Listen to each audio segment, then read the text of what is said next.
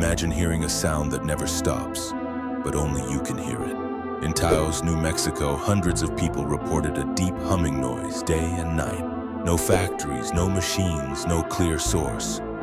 Some couldn't sleep for weeks, others felt pressure in their heads. Scientists investigated, microphones recorded nothing, but the people still hear it, even today. So tell me, if something invisible was slowly driving you crazy, how would you prove it was real?